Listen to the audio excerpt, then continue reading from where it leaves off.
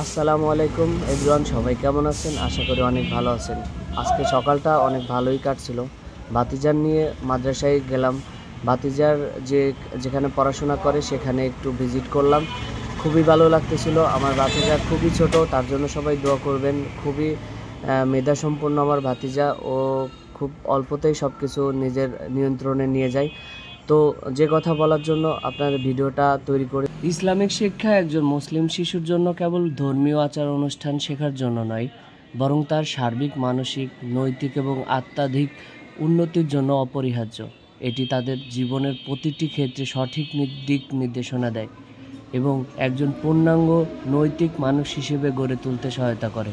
তাই প্রতিটি মুসলিম পরিবারের উচিত ছোট থেকে তাদের সন্তানদের ইসলামিক শিক্ষা দেওয়া এবং এর গুরুত্ব বুঝিয়ে দেওয়া। ইসলামিক শিক্ষা শিশুদের মধ্যে সামাজিক দায়িত্ববোধ গড়ে তোলে। তারা সমাজের প্রতি অসহায় ও দরিদ্র মানুষের প্রতি হাত বাড়িয়ে দেওয়ার মন মানসিকতা অর্জন করে।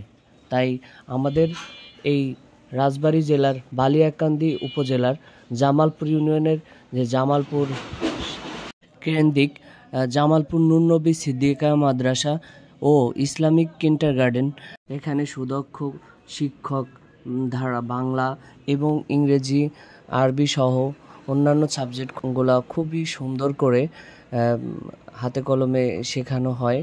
তো আপনি চাইলে বড় হুজুরের সাথে আপনারা যোগাযোগ করতে পারেন এবং আপনার সন্তানকে একটি ভালো মাদ্রাসা হিসেবে এখানে ভর্তি করাইতে পারেন। বড় হুজুরের নাম্বার এটা আপনাদের এই ভিডিওর স্ক্রিনে দেওয়া থাকবে, আপনারা চাইলে যোগাযোগ করতে পারেন।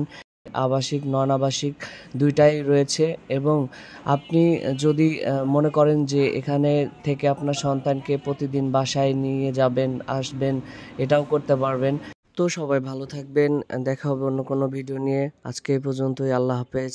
ভিডিওটা ভালো লাগলে অবশ্যই শেয়ার করে দেবেন।